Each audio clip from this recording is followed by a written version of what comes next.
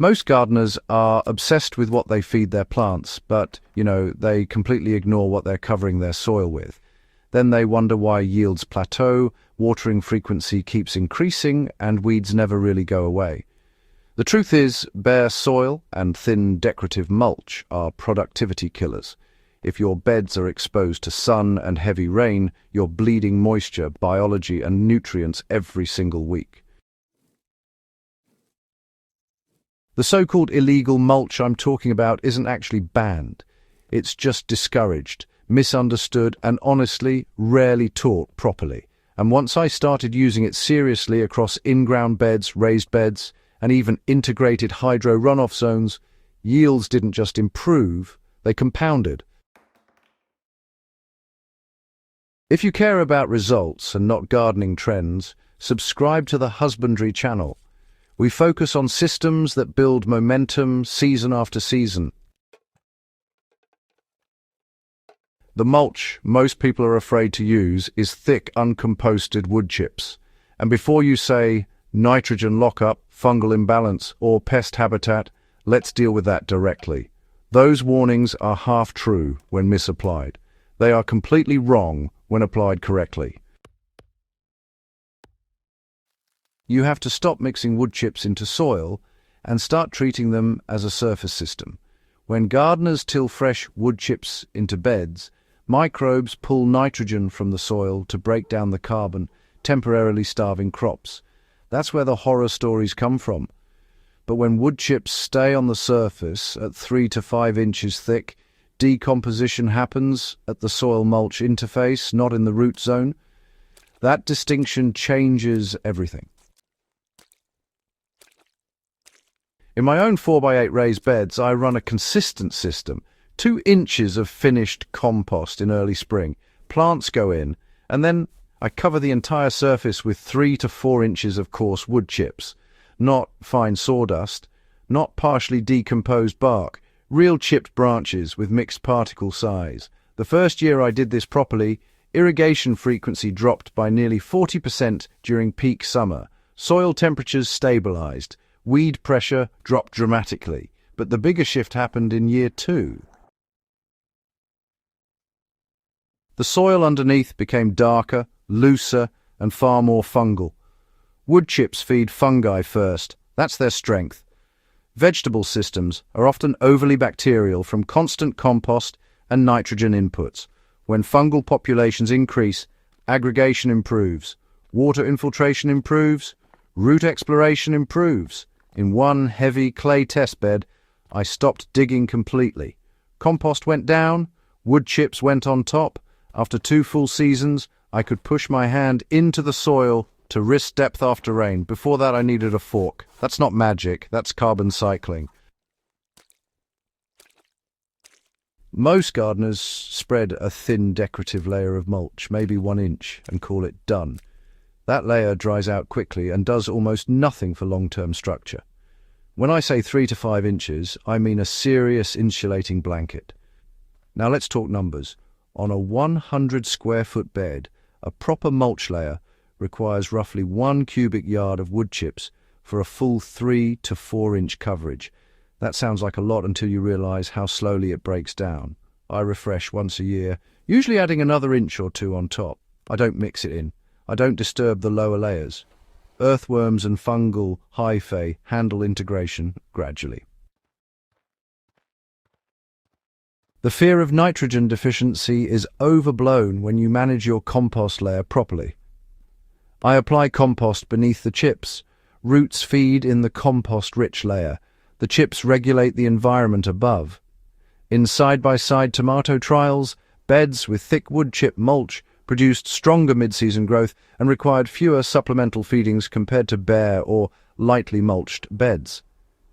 Yields were noticeably higher by late season because plants didn't stress during heat spikes. Heat stress is an underrated yield killer. Bare soil can reach surface temperatures 10 degrees higher than mulched soil. That damages feeder roots. When you buffer that temperature swing, growth stays steady. In containers, the system adjusts, but still works. In 20-gallon fabric grow bags, I apply a 2-inch layer of coarse chips on top of the potting mix. It slows evaporation dramatically. Instead of watering daily in peak summer, I often water every 2 to 3 days, depending on crop size. The chips also reduce surface crusting and compaction from repeated irrigation. Now, hydroponics doesn't use mulch directly in the same way, but the concept still applies in integrated systems. In beds receiving nutrient runoff, a thick carbon layer prevents salt accumulation at the surface and moderates moisture fluctuation. The chips act as a biological buffer. Another benefit that rarely gets discussed is weed suppression over time. The first season you'll still see some breakthrough. By year 2, weed pressure drops significantly because the seed bank at the surface has been deprived of light consistently. That's what people mean when they say it triples harvest. It's not that wood chips magically multiply fruit. It's that they remove multiple stressors simultaneously. Less heat stress, less moisture fluctuation, fewer weeds competing, better structure, more biological diversity. Those small gains stack. There are trade-offs. You can't plant tiny direct-seeded crops into thick mulch without planning. For carrots or lettuce, I pull mulch back in rows, seed into compost-rich soil, and once seedlings establish, I gently push mulch closer without burying stems. Slugs can increase in damp climates if airflow is poor. That's a management issue, not a mulch flaw. Proper spacing and occasional surface drying cycles reduce that problem. The biggest mistake people make is using dyed mulch or uniform bark nuggets. Those products are decorative, not biological. You want mixed hardwood chips, ideally from local tree services. Free is common.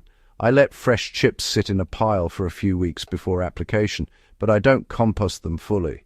Another overlooked benefit is long-term organic matter accumulation. Each season, the lowest inch of mulch breaks down into rich humus. Over 3 to 4 years, soil organic matter rises steadily without heavy tillage. In my longest-running bed, organic matter climbed from just under 3% to above 6% in 5 seasons using compost plus thick chip mulch. That shift reduced fertilizer dependence significantly. The soil simply holds nutrients better. Most gardening education emphasizes inputs you buy. It rarely emphasizes structural carbon management. Thick wood chip mulch is structural carbon. If you're working sandy soil, it increases moisture retention. If you're working clay, it improves aggregation. In both cases, it moderates extremes. You don't need exotic materials. You need volume and consistency. Apply compost first. Plant. Mulch thickly. Leave it alone. Refresh annually. Observe. In small backyard beds, start with one area and track irrigation frequency, weed pressure, and yield compared to a lightly mulched control bed. Within 2 seasons, the difference becomes obvious. This isn't illegal. It's just not flashy. It doesn't come in a branded bag with a feeding schedule printed on the side. It's simple carbon discipline. If you're serious about building resilient, high-yield vegetable systems instead of chasing short-term boosts, thick wood chip mulch deserves a permanent place in your strategy.